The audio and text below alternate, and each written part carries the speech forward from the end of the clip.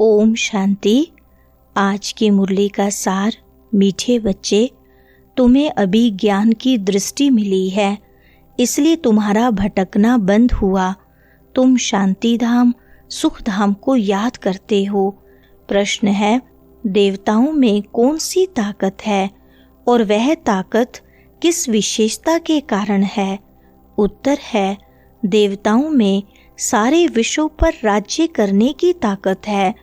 वह ताकत विशेष एक मत की विशेषता के कारण है। वहाँ एक मत होने के कारण वजीर आदि रखने की दरकार नहीं। देवताओं ने संगम पर बाप से ऐसी श्रीमत ली हुई है जो 21 जन्म राज्य करते हैं। वहाँ एक राजा की एक दैवी फैमिली होती, दूसरी मत होती नहीं। सुनते हैं मुख्य पॉइंट्स। पहली पॉइंट, नैनहीन को राह दिखाओ प्रभु।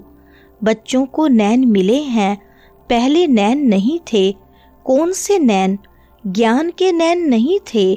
बच्चे जानते हैं ज्ञान सागर एक ही बाप है और कोई में यह रूहानी ज्ञान है नहीं जिस ज्ञान से सद्गति हो।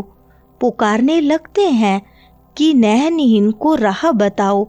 भक्ति मार्ग के यज्ञ, दान, पुण्य आदि से कोई राह नहीं मिलती है। शांति धाम, सुख धाम जाने की हर एक को अपना पार्ट बजाना ही है। बाप कहते हैं मुझे भी पार्ट मिला हुआ है। दूसरी पॉइंट, यह भी तुम जानते हो, वो तो सिर्फ शास्त्रों की पढ़ाई और जिस्मानी पढ़ाई को ही जानते हैं। इस रूहानी बाप को तो बिल्कुल जानते ही नहीं। रूहानी बाप ज्ञान तब आकर देते हैं जबकि सर्व की सद्गति होती है। यह भी भारतवासी जानते हैं। आदि सनातन देवी देवता धर्म भारत में ही था। उस समय कोई और धर्म नहीं था। तुम बच्चों के लिए अभी है संगम युग, बाकी सब है कल युग में। तुम पुरुषोत्तम संगम युग पर बैठे हो। जो बाप को याद करते हैं, बाप की श्रीमत पर चलते हैं, वह संगम युग पर हैं, बाकी कलयुग में हैं। तीसरी पॉइंट, अभी कोई सावरेंटी किंगडम तो है नहीं। अनेक मतों से राज्य चलता है। सतयुग में तो एक महाराजा की ही मत चलती है, वजीर नहीं होते। इतनी ताकत रहती है। फिर जब पतित बनते हैं तो वजीर आदि रखते हैं, क्योंकि वह ताकत नहीं रहती। अभी तो है ही प्रजा का राज्य। सतयुग में एक मत होने से ताकत रहती है। अभी तुम वह ताकत ले रहे हो। 21 जन्म इंडिपेंडेंट राजाई करते हो। चौथी पॉइंट, अभी यह है तुम्हारा ईश्वरीय परिवार। बाप कहते हैं अपने को आत्मा समझ बाप की याद में रहते हो तो तुम ईश्वरीय परिवार के हो। अगर देह अभिमान में आकर भूल जाते हो तो आसुरी परिवार के हो। 1 सेकंड में ईश्वरीय संप्रदाय के और फिर 1 सेकंड में आसुरी संप्रदाय के बन जाते हो। अपने को आत्मा समझ बाप को याद करना कितना सहज है, परंतु बच्चों को मुश्किल लगता है। 5वें पॉइंट, कोशिश करनी है काम काज करते भी हम बाप को याद करें, परंतु यहाँ तो बगैर काम भी याद नहीं कर सकते हैं, भूल जाते हैं। यही मेहनत है। भक्ति में ऐसे कोई थोड़ी कहा जाता कि सारा दिन भक्ति करो। उसमें टाइम होता है, सवेरे, शाम व रात को। फिर मंत्र आदि जो मिलते हैं वह बुद्धि में रहते हैं। तुमको तो कोई पुस्तक आदि नहीं पढ़ना है, न बनाना है। यह मुरली छपाते भी हैं रिफ्रेश होने के लिए। 6 पॉइंट, अभी देखो ज्ञान विज्ञान भवन नाम रखा है, जैसे कि वहाँ योग और ज्ञान सिखाया जाता है। बगैर अर्थ ऐसे ऐसे नाम रख देते हैं।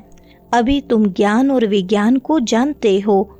योग से होती है हेल्थ, जिसको विज्ञान कहा जाता है, और यह है ज्ञान, जिसमें तुमको बेहद की हिस्ट्री, ज्योग्राफी समझाई जाती है। हम कैसे राज्य लेते हैं, कितना समय और कब राज्य करते थे, कैसे राजधानी मिली थी, यह बातें और कोई की बुद्धि में नहीं आती। 7वां पॉइंट, बने बनाए ड्रामा को न जानने के कारण मनुष्य कह देते हैं फलाना निर्वाण गया या ज्योति ज्योत समाया। तुम जानते हो सभी मनुष्य मात्र इस सृष्टि चक्र में आते हैं, इससे कोई एक भी छूट नहीं सकता।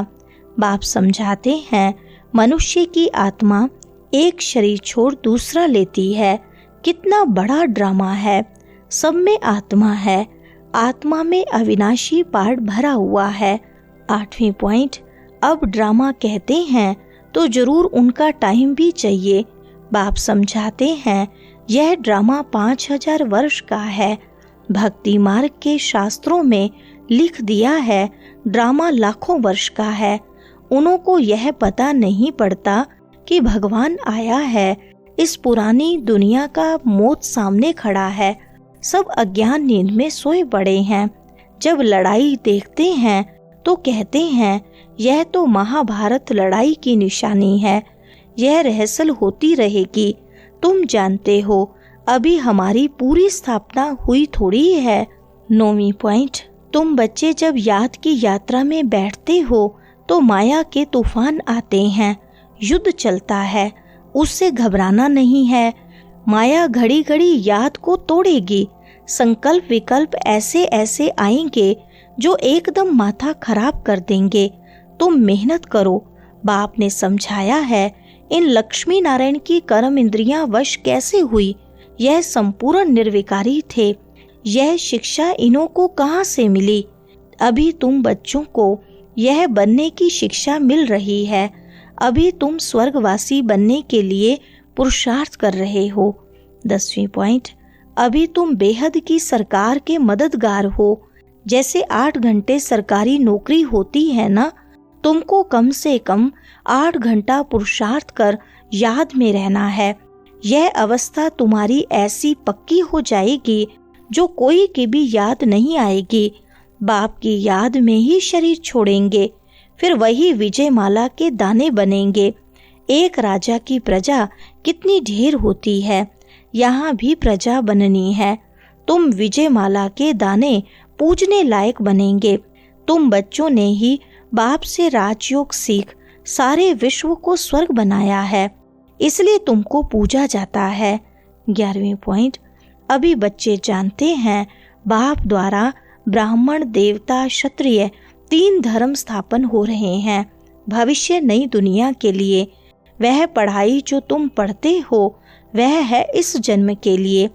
इनकी प्रारब्ध तुमको नई दुनिया में मिलनी है। यह पढ़ाई होती है संगम युग पर। यह है पुरुषोत्तम संगम युग। मनुष्य से देवता तो जरूर संगम पर बने होंगे। बाप बच्चों को सब राज समझाते हैं। यह भी बाबा जानते हैं तुम सारा दिन इस याद में रह नहीं सकेंगे, इम्पॉसिबल है। इसलिए चार्ट रखो, पापों का बोझा सिर पर बहुत है। इसलिए बाबा कहते हैं याद में रहो। वरदान है अंतर्मुक्ता की गुफा में रहने वाले देह से न्यारे देही बहो। विस्तार है जो पांडवों की गुफाएं दिखाते हैं वह यही अंतर्मुक्ता की गुफाएं हैं। जितना देह से न्यारे देही रूप में स्थित होने की गुफा में रहते हो उतना दुनिया के वातावरण से परे हो जाते हो। वातावरण के प्रभाव में नहीं आते। जैसे गुफा के अंदर रहने से बाहर के वातावरण से परे हो जाते हैं, ऐसे यह अंतर्मुक्ता की गुफा भी सबसे न्यारा और बाप का प्यारा बना देती है। और जो बाप का प्यारा है वह स्वतः सबसे न्यारा हो जाता है। स्लोगन है साधना बीज है और साधन उसका विस्तार है। विस्तार में साधना को छिपा नहीं देना। अच्छा, ओम शांति।